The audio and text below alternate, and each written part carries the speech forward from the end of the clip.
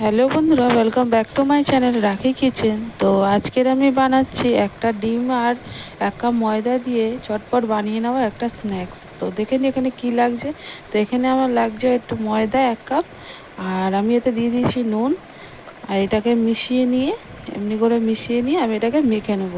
চলুন আমি এটাকে মেখে নিই। আর এখানে আমি মেখে নিয়েছি আটাটাকে, আর এরকম ছোটো ছোটো করে আটাটাকে লেচি করে নিতে হবে। লেচি করে নিয়ে একটুখানি কিছুক্ষণ আমি রেখে দেবো। আর এইদিকে আমার কড়াই বসিয়েছিলাম, কড়াই গরম হয়ে গেছে, আমি এখানে তেল দিয়ে দিয়েছি। তো কড়াইতে আমি দিয়ে দেবো পেঁয়াজ।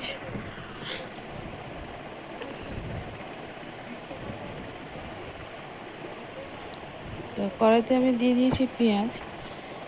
পেঁয়াজটা বেশিক্ষণ ধরে লাল করে ভাজতে হবে না, কেন বেশি লাল করে ভাজলে পেঁয়াজটা নরম হয়ে যাবে।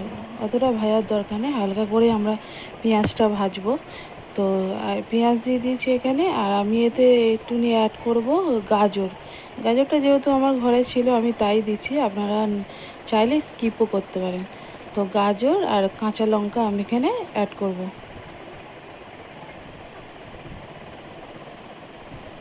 কাঁচা লঙ্কা দিলাম,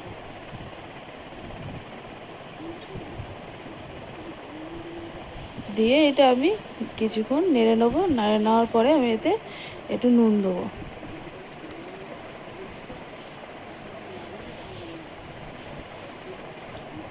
নুন টুন দিয়ে এটা ভালো করে নেড়ে নিতে হবে। তারপরে একটু পরে আমি এতে দেবো একটা ডিম। তো দেখতে পাচ্ছেন আমি এগুলোকে সাইড করে নিয়েছি, নিয়ে এর মধ্যেই একটা ডিম দিয়ে দেবো।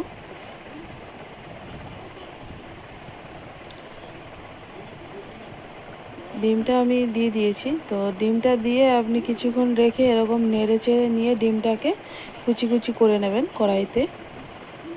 তো বন্ধুরা, আমার চ্যানেলে এরকম নিত্য নতুন রান্না রেসিপি দেখার জন্য আমার চ্যানেলটাকে প্লিজ সাবস্ক্রাইব করবেন, কমেন্ট করবেন, শেয়ার করবেন। আর দেখতেই পাচ্ছেন আমি এটাকে পুরো ভালো করে মিশিয়ে নিয়েছি। তো মিশিয়ে নেওয়ার পরে আমি এতে এবারে একটুখানি দেবো সয়া সস।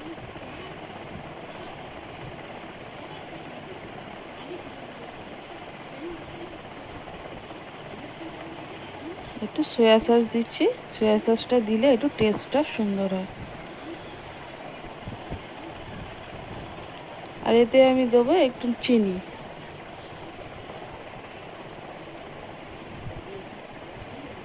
দিয়ে আমি এটা মিক্স করে নিই। এটা হয়ে গেছে, এটা হালকা মিক্স করে নিয়ে আমি নামিয়ে নেব।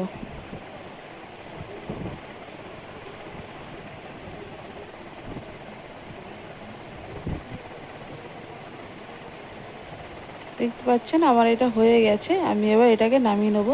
আর এদিকে আমি একটা আটার গোল্লা নিয়ে নিয়েছি, নিয়ে আমি এমনি করে বেলে নেব।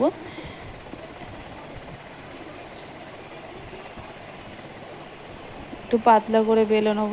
বেলে নিয়ে তারপরে আমি স্টাফিংগুলো দিয়ে এটাকে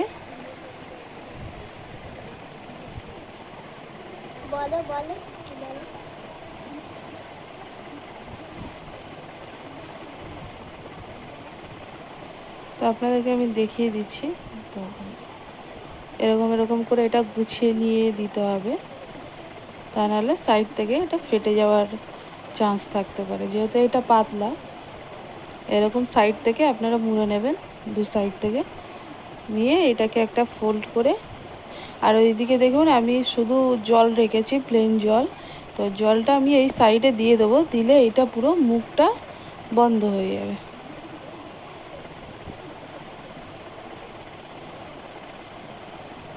দেখতেই পাচ্ছেন কি সুন্দর একটা হয়ে গেছে আমার। তো আমি যেটা সাইড করে রেখে দিচ্ছি, আপনাদেরকে আমি আর একটা বেলে নিয়ে দেখিয়ে দিচ্ছি স্টাফিংটা ভরে। খুব সুন্দর খেতে, আপনারা বানাবেন, খাবেন, খুব তাড়াতাড়ি তৈরি হয়ে যায়। একটা ডিম দিয়ে খুব তাড়াতাড়ি তৈরি হয়ে যাওয়ার মতন একটা স্ন্যাক্স। আপনাদের বাড়ি যদি কোনো গেস্ট আসে, চট জলদি করে এটা বানিয়ে নিতে পারবেন। তো দেখতেই পাচ্ছেন আমার এটাও হয়ে গেছে। আমি সাইডে একটু জল লাগিয়ে নিচ্ছি, নিয়ে আমি এটার মুখটা পুরো বন্ধ করে দেবো, যাতে তেলে দেওয়ার পরে এটা মুখটা না খুলে যায়। তো এখানে আমি একটা কড়া নিয়ে নিয়েছি। তো কড়াটাতে আমি তেল দিয়ে দেবো। তেলটা গরম হয়েছে কিনা দেখে তারপরে আমরা এক একটা করে ছেড়ে দেবো। আস্তে আস্তে করে দেবেন, কেন তেল টেল গায়ে ছিটিয়ে যেতে পারে।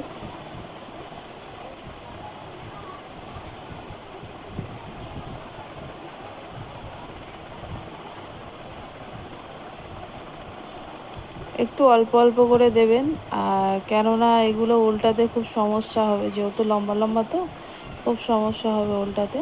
তো দেখুন আমার একটা পিঠ হয়ে গেছে, আমি উল্টে দিয়েছি। বেশিক্ষণ সময় লাগে না ভাজতে, এটা খুব চটজলদি হয়ে যায়। তো আপনারা বানিয়ে খাবেন, আমাকে কমেন্ট করবেন। তো দেখুন আমার একটা পিঠ হয়ে গেছিলো, আর একটা পিঠও আমার হয়ে এসছে।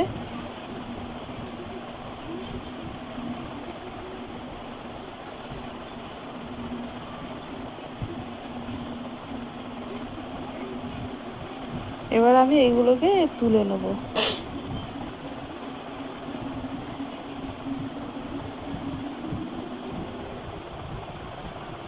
দেখতেই পাচ্ছেন কি সুন্দর গোল্ডেন ব্রাউন কালার হয়েছে।